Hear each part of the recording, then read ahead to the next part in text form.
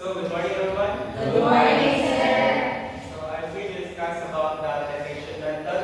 And before I start our lesson, I'm here to go ahead and going to show you the video first.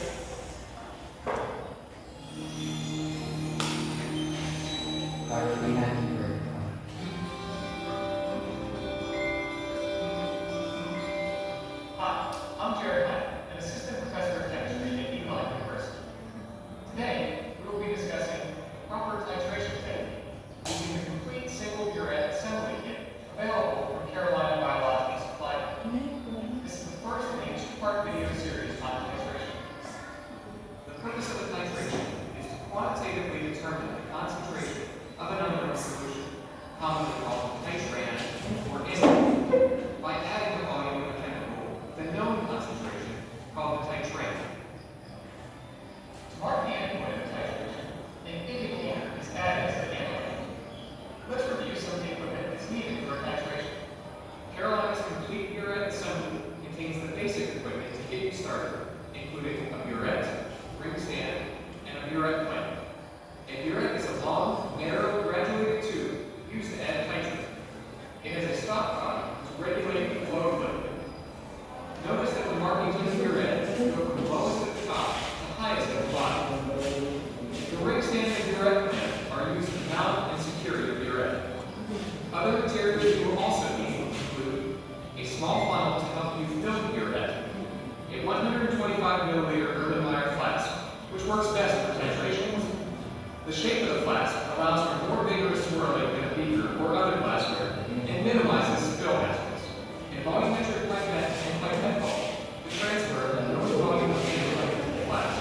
A wash bottle will tote the ionized water, a beaker or flask of titrant, and a analyte.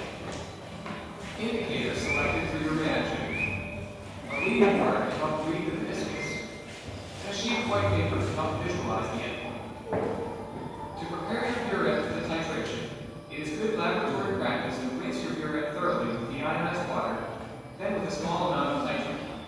After each rinse, open the stopcock to allow the liquid to drain out the bottom. There is a lot of liquid clinging to the walls of the burette, then thoroughly clean your burette and repeat the rinse process. The accuracy of this technique is dependent on the titrant flowing into the flask and not sticking to the walls of the burette. Mount the burette in the clamp, making sure it is positioned vertically, and there is enough room to position your flask underneath the tip. Check to see that the stopcock is in the closed position. Insert the funnel into the top of the burette and fill with titrant almost to the top. Filling exactly to the 0 point is not necessary, but you do need sufficient titrant to complete the reaction. Check the column for air bubbles and gently tap to free them from the side walls. Remove the funnel. Place the Erlenmeyer flask under the tip and open the stopcock to allow a few milliliters of titrant to flow through, releasing it to trap air. Rinse the tip of the burette with water. Empty the liquid into a waste container and thoroughly rinse the flask. It is not necessary to dry the flask. Record your starting volume. It is important to accurately read the volume on the burette. First, note that the liquid forms a concave meniscus because the water pulls itself up the side walls of the glass.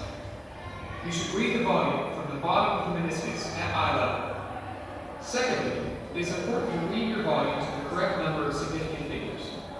This burette indicates volume to the nearest 0.1 milliliters. With any graduated glassware, record the volume to one additional decimal place beyond the smallest graduation. In this case, record the volume to the nearest hundredth of a milliliter, estimating the final place. Use the volumetric pipette to transfer the analyte to the flask. Add a few drops of indicator to the flask and swirl. Place the flask under the tip of the burette. Record this volume. Placing a piece of white paper under the Erlenmeyer flask may make it easier to detect the color change. Operating the burette requires two hands. One hand turns the stopcock, while the other hand swirls the flask. Practice turning the stopcock a few times to familiarize yourself with how quickly the flow starts and stops. It is common laboratory practice that the first titration is necessary. Open up the stopcock and allow the titrant to enter the flask quickly. Continuously swirl the flask. As the volume of titrant in the flask increases, the color of the indicator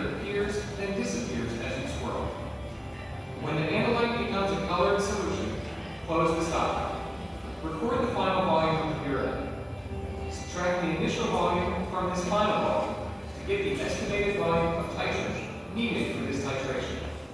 Knowing the volume that is a little past the endpoint, subtract 5 milliliters from that number to get the amount of titrate that can be safely added before a slower addition is required. As the estimate titration shows, a dark-colored solution indicates the excess of titrate has been added. The desired endpoint is a pale, faintly colored analyte. To reduce the risk of passing the endpoint, slow down the addition of titrate when the flashes of color begin to appear at the endpoint. Adjust the stop time to slow the flow of titrate to a dropwise rate. Continue to swirl the flask with one hand and keep the other hand ready to close the stop time. When you notice the indicator taking longer to fade, close the stop time. Rinse the tip of the urine with deionized water and swirl the flask. Pour the final volume of the urine. If the analyte remains faintly colored, then you have reached the endpoint. If the analyte is still colorless, then repeat these steps. Add a drop, rinse, swirl, and record until a faint color persists. Typically, titrations are performed intermittently, using the average volume of the titrate required to reach the endpoint for any calculations. You now know how to properly perform a titration. Be sure to check out the second video in this series. In that video, we will go over the proper procedure for determining the concentration of an unknown acid solution using a base of known concentration. Carolina has everything you need for your chemistry lab. Visit us at Carolina.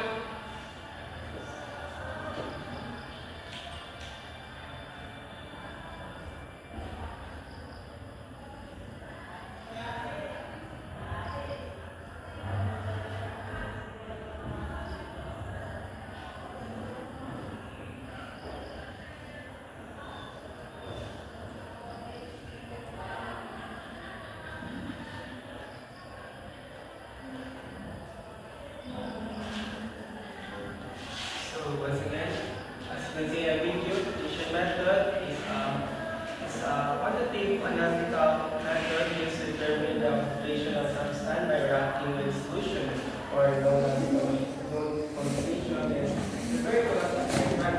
Substance being analyzed is called titran, and the reaction between these two is classified into four main categories.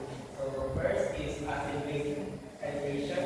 In this reaction, an acidic or basic titran react with titran, resulting in termination reaction. And second is redox titration. Here, the titran is oxidizing or reducing agent or catalytic electron transfer between reactants. And the third is complex matrix titration. And this involves the formation of metal ions, complex of the use relating agent like EXA. And fourth is precipitation titration. In this reaction, a titran and titran form a solid precipitate. And concept. So concept along like sa concept of titration is equivalent to the point where the amount of the titran and titran react according to their stoichiometry. Achieving the titration is resulting to require precise knowledge of the volume and concentration mode. So as you can see in the video, that's all. So it's there